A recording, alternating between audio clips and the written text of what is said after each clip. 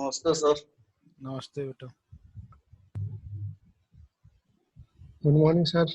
Good morning.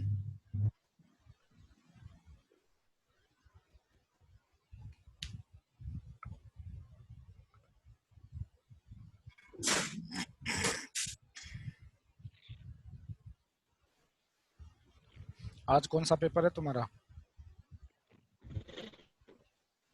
Fluid machinery. RAC कब रखा? RAC इसके बाद में सैटरडे को। चैट हाउस में जाके सब लोग लिख दो।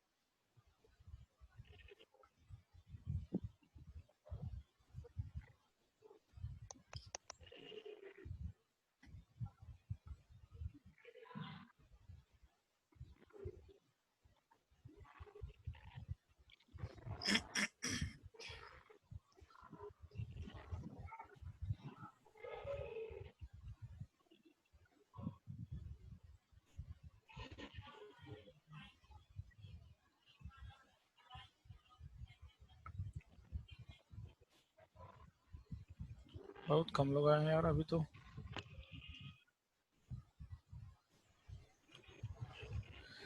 Fifteen to 17। Good morning sir. Good morning.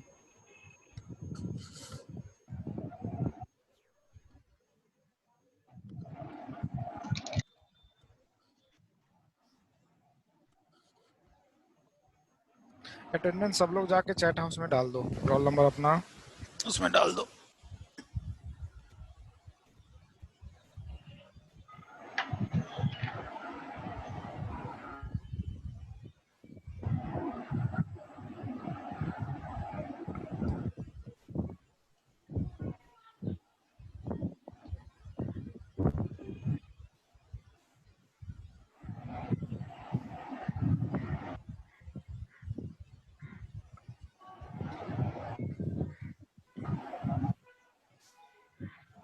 तुम्हारे सेक्शन ए में ये कितने मनीष है? कोई एक मनीष कल मैसेज किया था सर मुझे वो करना है सोलर ट्रेनिंग।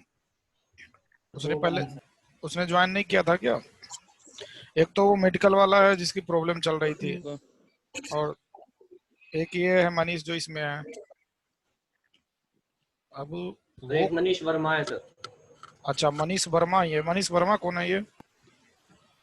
सर वो आगे बैठता था, साथ में नहीं रहते थे। अरे पीछे बैठता था सर वो।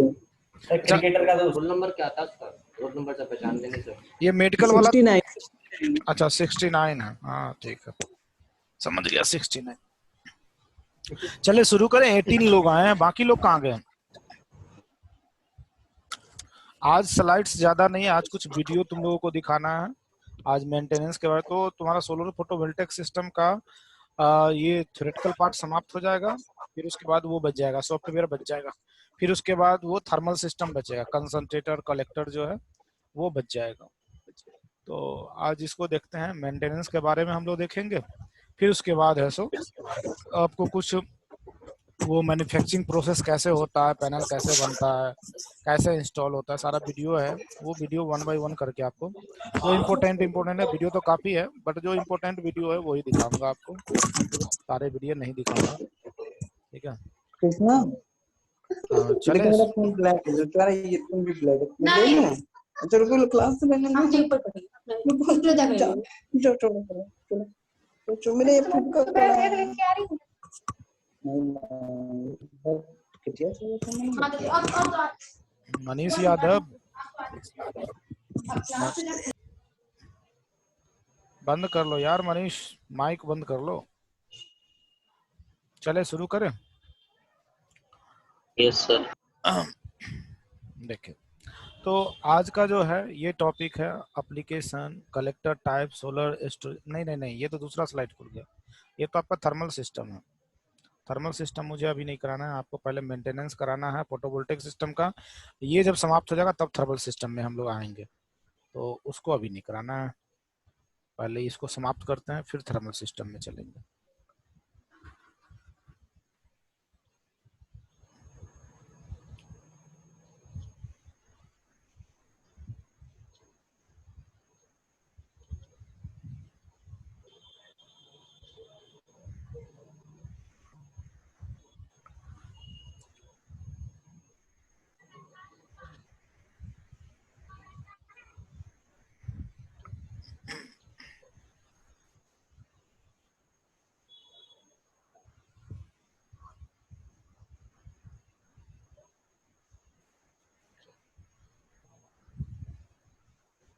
दिख रहा है स्लाइड? हेलो, स्लाइड दिख रहा है तुम लोगों को? No sir. नहीं दिख रहा? एक मिनट।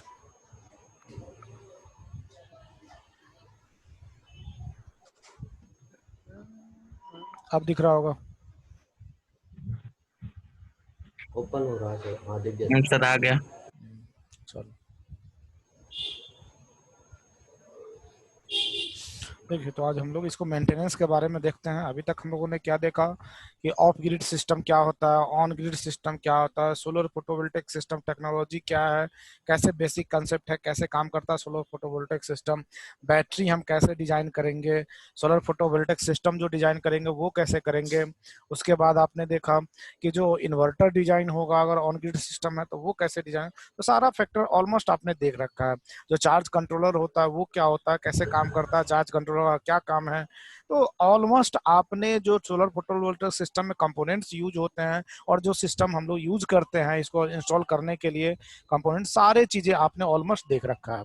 और अब आपको रफ आइडिया हो चुका है कि कैसे हमारा सिस्टम काम करता है और क्या क्या कंपोनेंट इसमें जरूरी है, वायरिंग जो होता है वो कैसा होता है, वायरिंग का डाया क्यों ज्यादा रखते हैं, कम क्यों नहीं रखते हैं, एक्सेट्रा वगैरह वगैरह। ये सब अर्थिंग क्या होता है, अर्थिंग क्या करते हैं, ये सब चीजें आपने देख रखा है। ठीक है, अब क्या है, फाइनल जो सेक्शन है इसका मेंटेनेंस का है कि अगर कोई सिस्टम आप यूज करें तो उसका मेंटेनेंस जरूरी है। तो आज मेंटेनेंस को हम लोग देखेंगे और उसके बाद इस पे कुछ विजुअलाइजेशन करेंगे कि इस पैनल का कैसे मैन्युफैक्चरिंग होता है, सेल कैसे बनता है, सेल का मैन्युफैक्चरिंग प्रोसेस क्या है, और रोबोटिक्स आर्म के थ्रू कैसे पैनल बनता है और क्या उसमें फीचर्स होते हैं।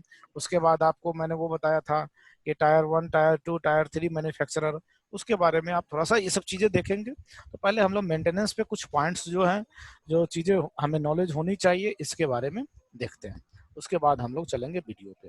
वीडियो में कुछ नहीं है, आपको वीडियो चला देंगे, देखेंगे तो आपको इजीली सारी चीजें जो मैंने समझा रखा है, जैसे जैसे वो बोलेगा अगर ध्यान से सुनेंगे तो एवरीथिंग्स आपको समझ में आएंगे, क्योंकि वीडियो में वही चीजें होंगी जो मैंने आपको ऑलरेडी यहाँ पे डिस्कस कर रखा है, आपको समझा रखा है।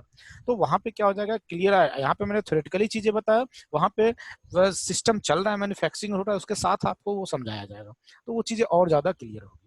तो ऑनलाइन सेशन रखने का जो मोटिव है हमारा वो फुलफिल हो जाएगा कि लैब नहीं रहते हुए भी हम लोग वो लैब की चीजें विजुलाइज कर लेंगे कि कैसे काम करता है, क्या चीजें हो रहा है, ये सारी चीजें आपको वहां से पता चल जाएगा। ठीक है, तो मेंटेनेंस में सबसे फर्स्ट चीज जो है basically PB system is low maintenance system.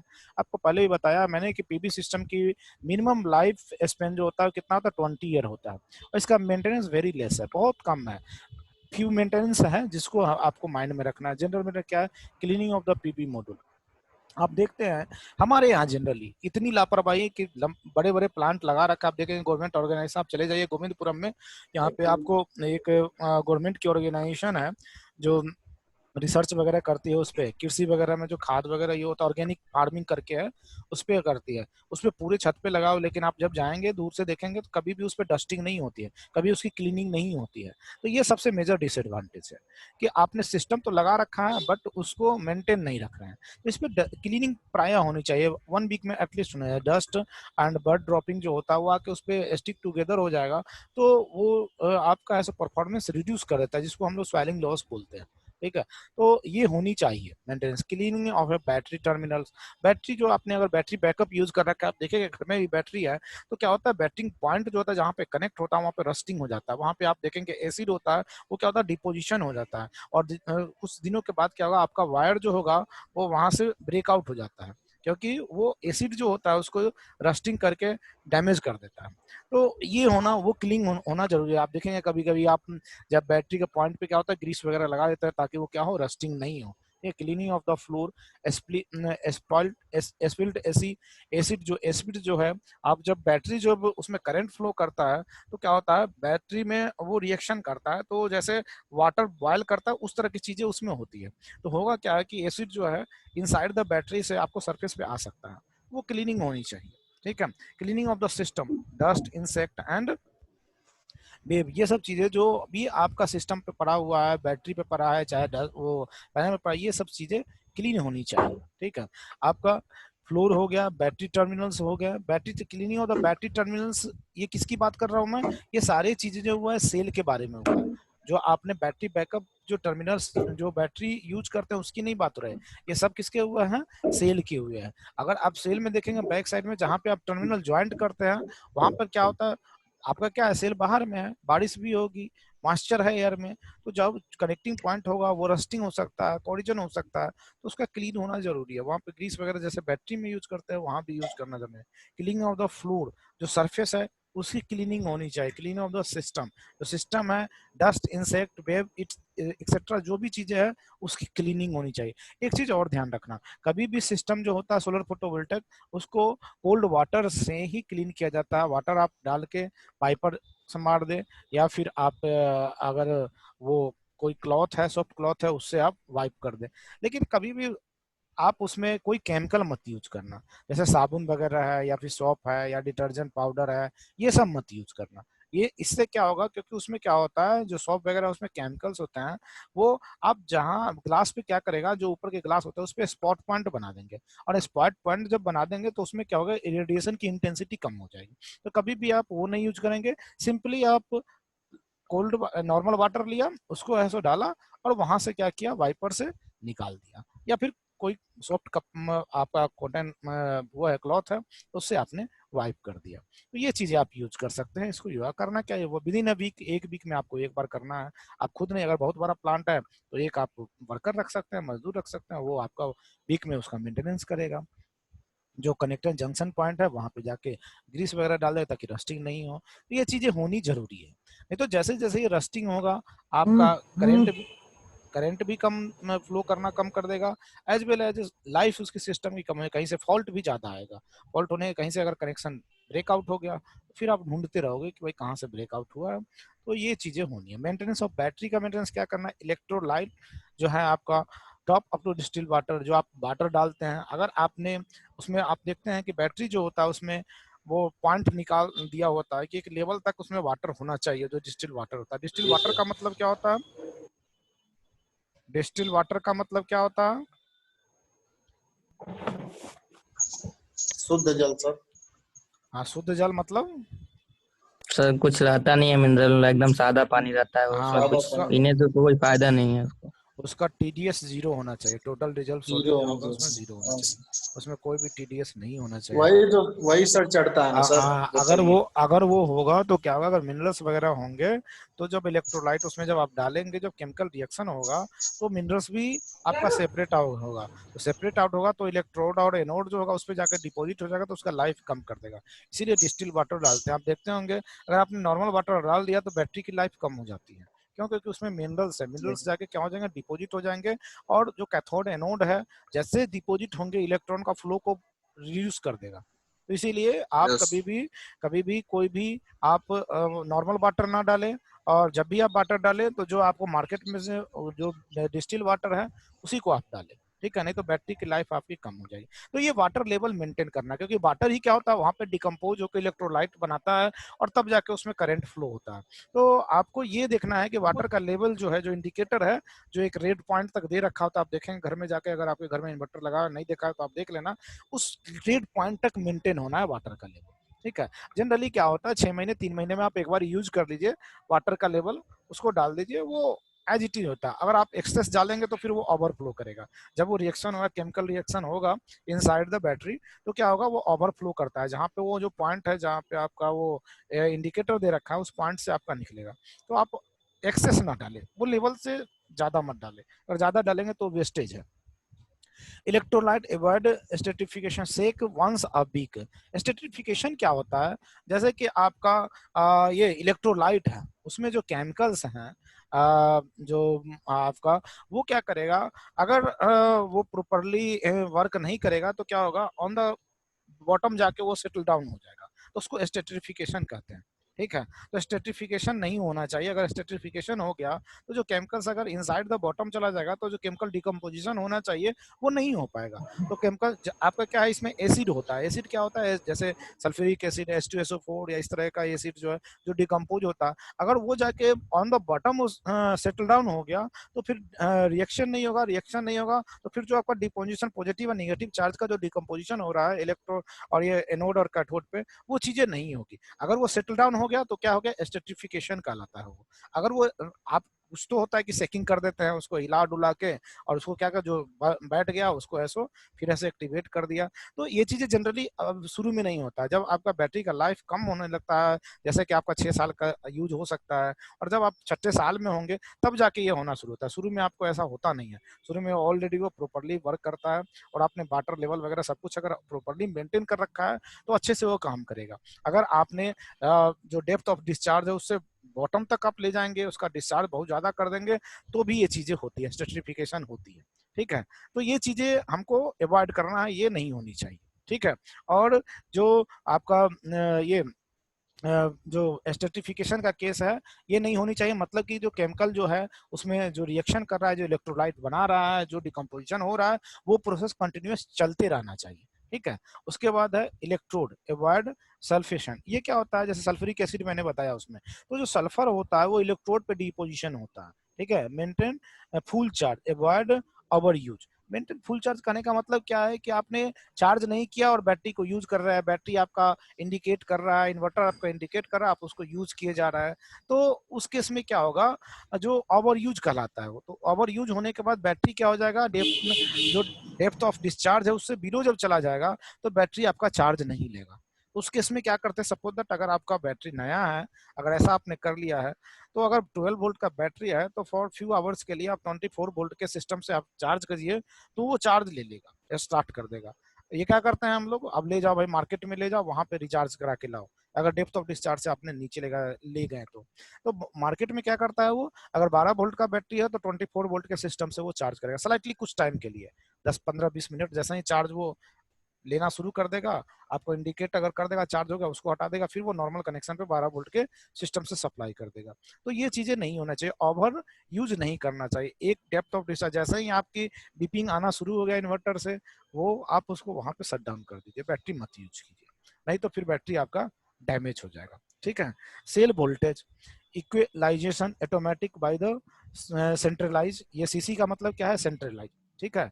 Cell voltage equalisation मतलब कि इक्वल डिवीजन होनी चाहिए, सेल का जो वोल्टेज है वो इक्वलाइजेशन होना चाहिए। इक्वलाइजेशन का मतलब ये होता है कि automation by centralization and equalization, आप सेल के वोल्टेज को इक्वली डिवाइड करिए। ये अगर आप इसका वोल्टेज है सो इक्वली नहीं डिवीजन होगा तो फिर उसके इसमें भी प्रॉब्लम होगा।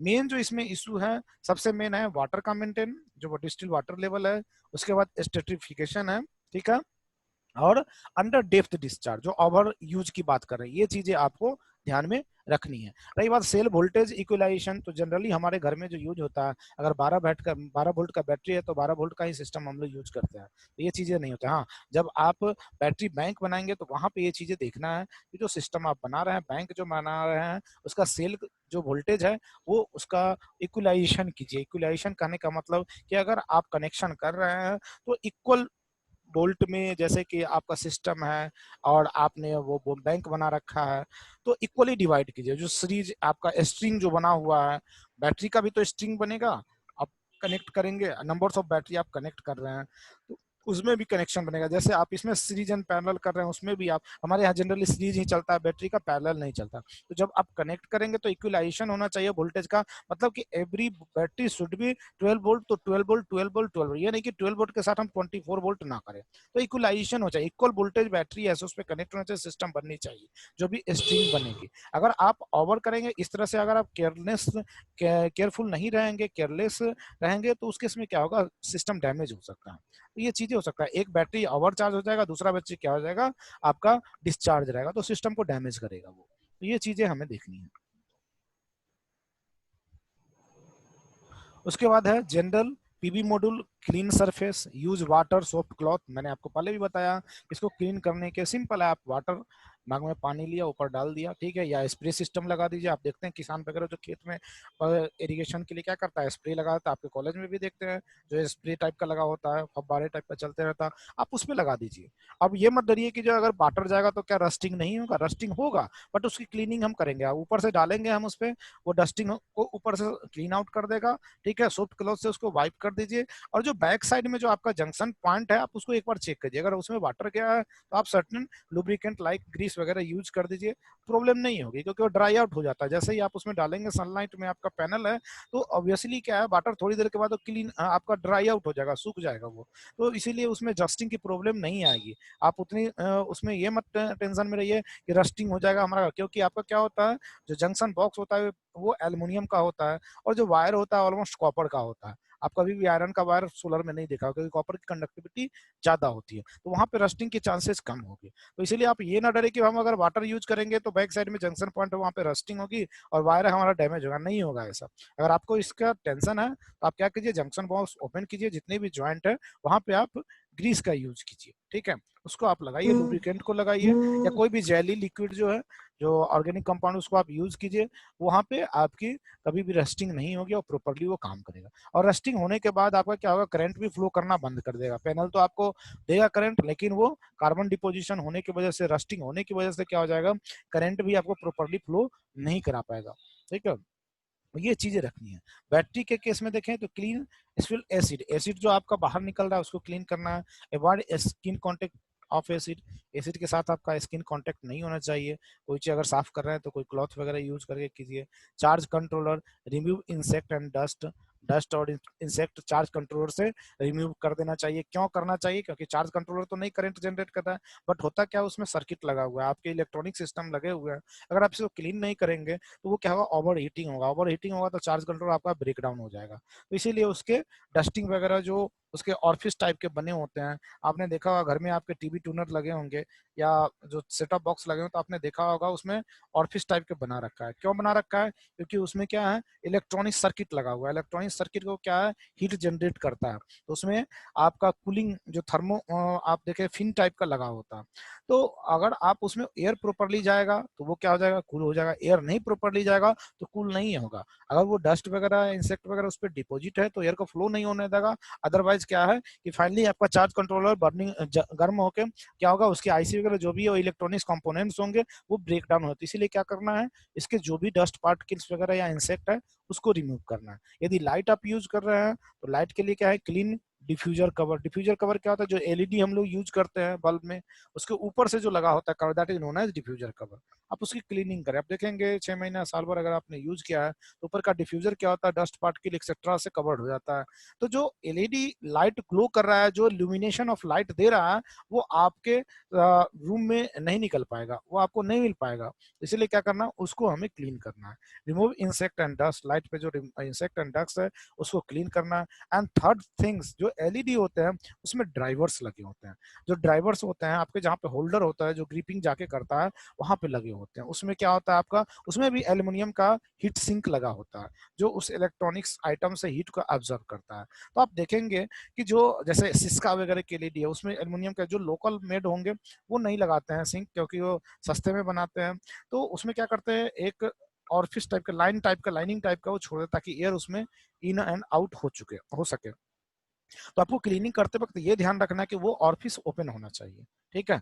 और एलईडी में कुछ खराब नहीं होता है, जनरली आप देखेंगे ड्राइवर पार्ट्स ही जाते हैं। और ड्राइवर पार्ट्स क्यों जाते हैं, ओवर हीटिंग की वजह से। अगर उसको एयर प्रॉपरली नहीं मिल रहा है, एयर वहां से सर्कुलेट नहीं हो रहा है, कॉन्टेक्ट में नहीं आ रहा है, तो कूलिंग नहीं करेगा तो फिर आपके जो है ड्राइवर्स ब्रेकआउट होंगे, कंडेंसर उड़ जाएंगे, या फिर उसमें डायोड जो लगे तो हैं, जो उसमें रेजिस्टेंस लगे होते हैं, ये खराब हो जाएंगे और फिर आपका एलईडी काम करना बंद कर देगा। फिर आप जाएंगे रिपेयर कराने के लिए तो वही एलईडी निकाल के ले लेगा आपसे, फालतू के चार्जेस करेंगे। तो ये चीजें आपको ध्यान में रखनी है लाइट के केस में। Inspection and monitoring are the key to ensure system reliable and sustainable. Should be conducted by the जो डाउट है आपका, जो भी डाउटिंग है आपका, वो आपका क्लियर होना चाहिए उसमें।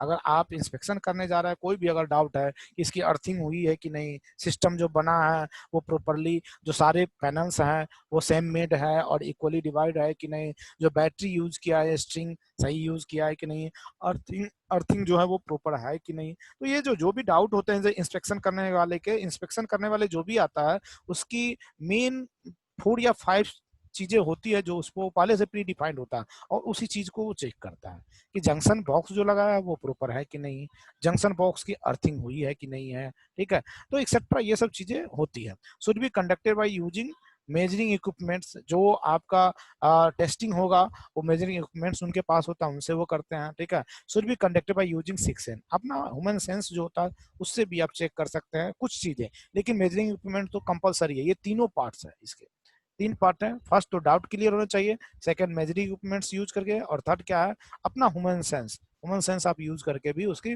जो चीजें आपको डाउटफुल लग रहा है उसको आप चेक कर सकते हैं। Must understand meaning of the system parameters. जो सिस्टम पैरामीटर्स है वो आपको पता होना चाहिए। सिस्टम पैरामीटर्स वगैरह क्या है आपने देखा, इस सिस्टम पर अगर पीबी सिस्टम की बात करें तो उसमें क्या था, open circuit voltage, short circuit current, maximum voltage, maximum current, ठीक है, सोलर फोटोवोल्टिक इफिशियंसी। उसके बाद आपने देखा उसमें क्या था कि performance reduce due to temperature, ये सब। तो ये सारे जो पैरामीटर जो बैक साइड में लिखे हो तो उस पैरामीटर के बारे में आपको नॉलेज होनी चाहिए, तभी तो आप इंस्पेक्शन करेंगे। अगर आपके पास नॉलेज ही नहीं तो इंस्पेक्शन क्या करेंगे।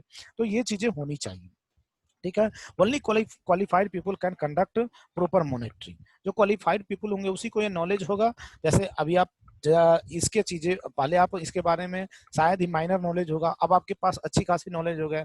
तो जो क्वालिफाइड पीपल होंगे, जिनको ये नॉलेज होगी, जिनके पास इसके सर्टिफाइड डिग्री होंगे, वही इसका इंस्पेक्शन कर सकता है। कोई भी व्यक्ति इंस्पेक्शन नहीं कर सकता, ठीक है। तो इंस्पेक्शन टीम जो आती है उसमें क्वालिफाइड पीपल होते हैं जो आके इसको विजिट करते हैं और फिर उसके बाद इंस्पेक्शन करते हैं कि ये प्रॉपर है या नहीं है। ये आप देखिए inspected and approved Y.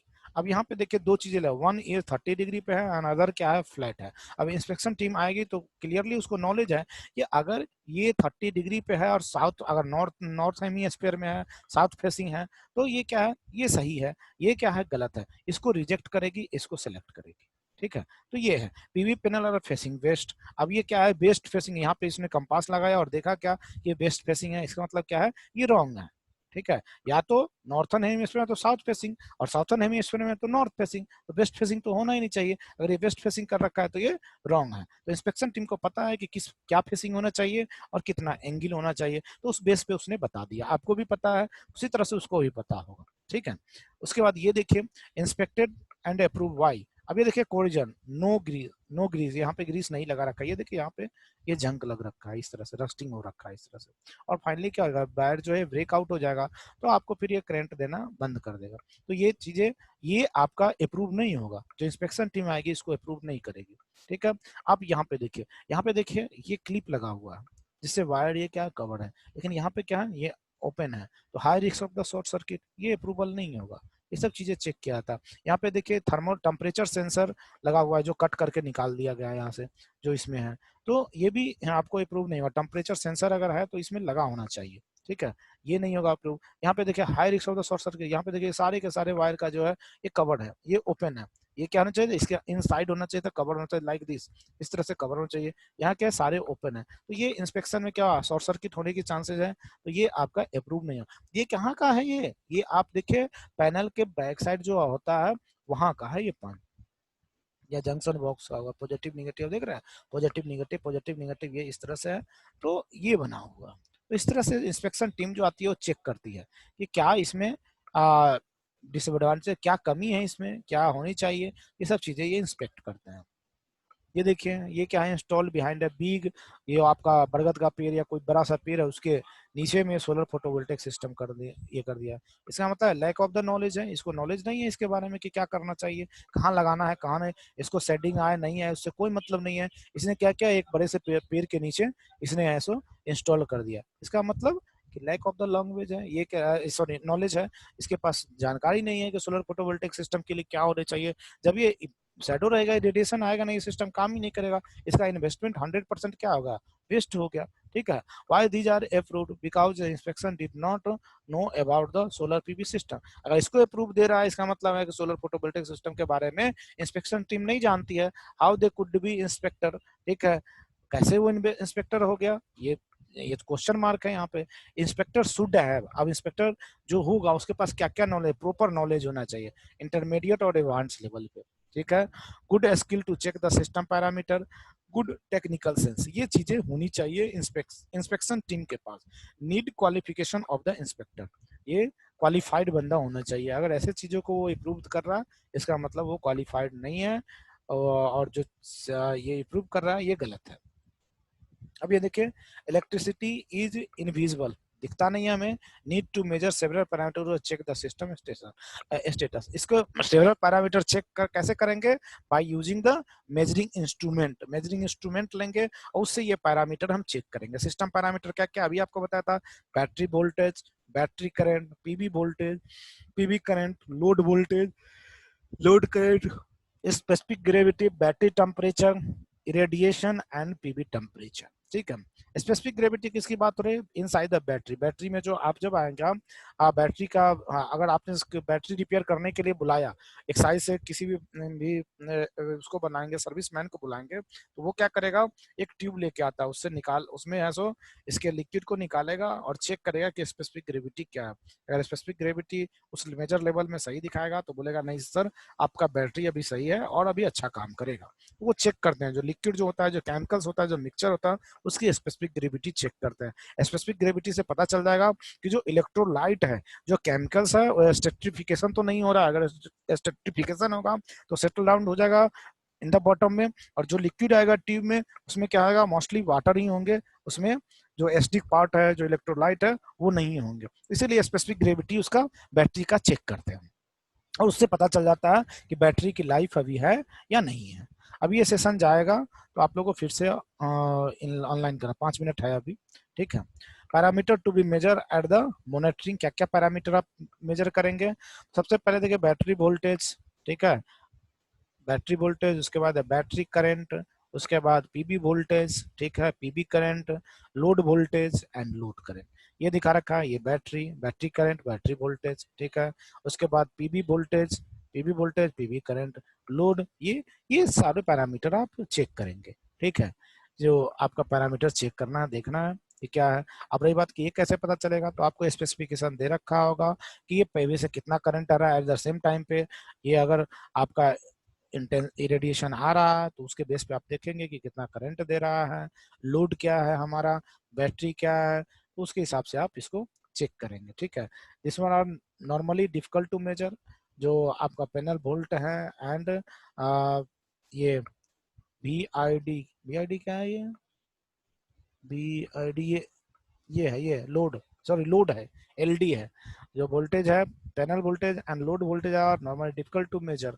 Difficult क्या है, आप इसको डिस्कनेक्ट करना पड़ेगा, आपको डिसेबल करना पड़ेगा, सिस्टम को यहाँ से डिस्कनेक्ट करना पड़ेगा, आप मेजरिंग इंस्ट्रूमेंट लगाएंगे तब ये आपको इसको मेजर करेंगे। अगर आप इसको चाहें कि इन द माने कि पूरा 100% कनेक्शन है तो मेजर करना डिफिकल्ट है, क्योंकि इसमें ऑलरेडी सिस्टम है, बैटरी भी लगा हुआ है, सब कुछ। तो आप यहाँ पे नहीं चाहिए, आपको यहाँ से डिस्कनेक्ट करना पड़ेगा, तब आप जाके चेक कर सकते हैं। आप इसमें वोल्टेज चेक करने के लिए तो ओपन सर्किट ही होगा, तो यहाँ से ओपन कर दीजिए, चेक कर लीजिए, लेकिन इसको आपको डिस्कनेक्ट करना पड़ेगा। You must evaluate the status of the system with the this parameter, you must understand the relation among the parameter, pay attention to the direction of the current flow. अब ऐसी बात है, आपको पता होना चाहिए कि डायरेक्शन ऑफ द करंट किधर फ्लो होगा, तो जिधर इलेक्ट्रॉन फ्लो होता है जस्ट उसके अपोजिट डायरेक्शन में क्या होता है, करंट फ्लो होता है। तो ये चीजें आपको क्लियर होनी चाहिए।